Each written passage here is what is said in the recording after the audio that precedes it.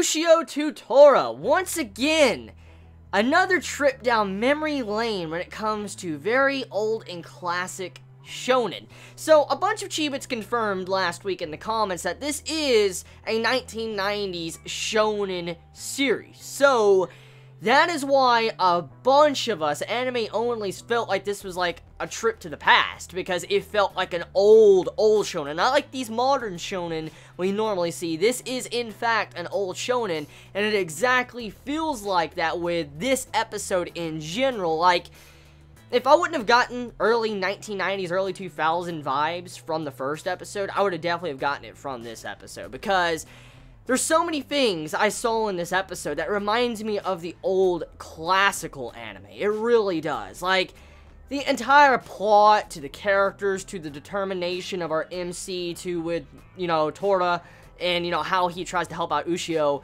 I really like the way that was done in this, and it just reminds me of so much classical shonen I watched in the past, and I can't really express that enough when it comes to this series.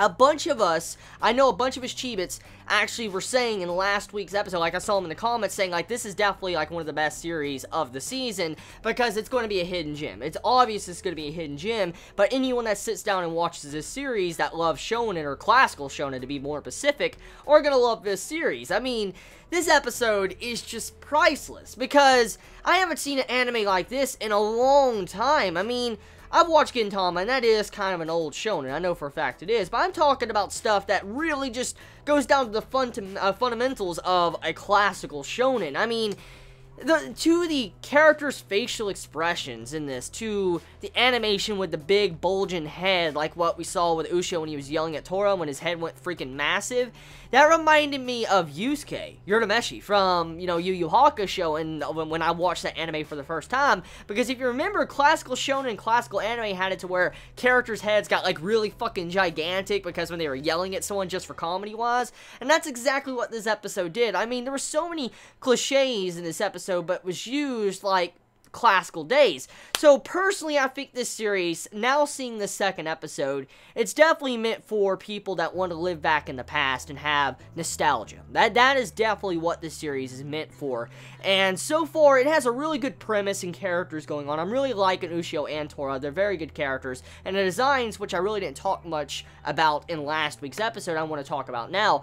I'm liking Ushio's design with his art. As I said, the art's very different, but I'm really liking his design. And I really like Tora's design when he was helping out Ushio in this episode, like when he went from comedy to serious mode. I mean, he had some really good character facial expressions throughout this episode, and it's definitely probably where this series shines the most when it comes to the animation that breaks the norm from what we've seen in recent years of anime. Because, I mean, if you look at normal shonen series that get anime nowadays, you don't see this type of art style, and the art style does, once again, remind you of classic, and that's exactly what this episode does.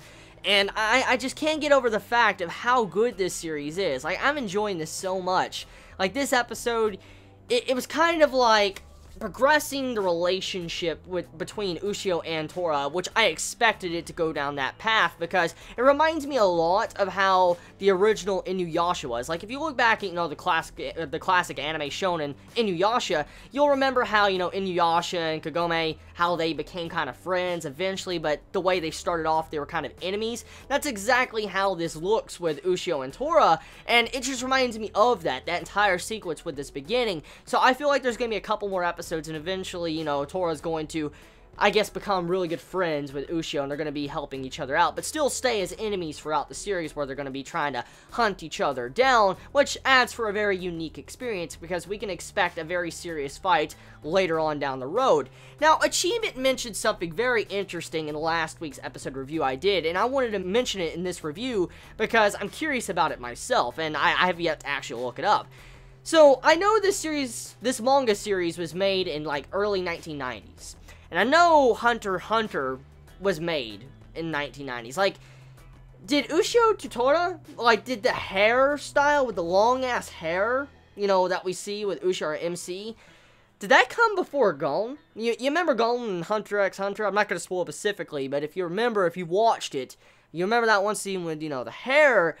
Someone pointed out saying, like, it seemed like Hunter x Hunter took that hairstyle from Ushio to Tora and put it in its series. That's exactly what some were saying, and it made me think. I'm like, it does look a lot like Gon. It really does. Think about it. It really does. You look at the character facial expressions, it looks like that.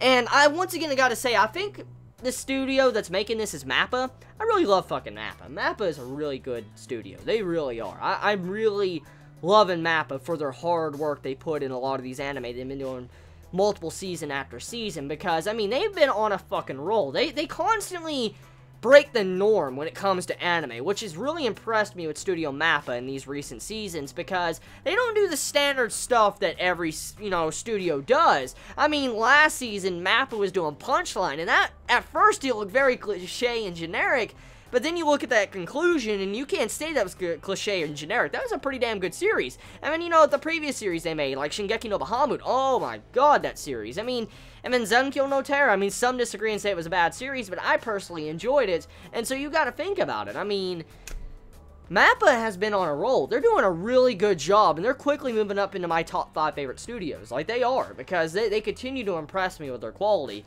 and especially with what was put into this series.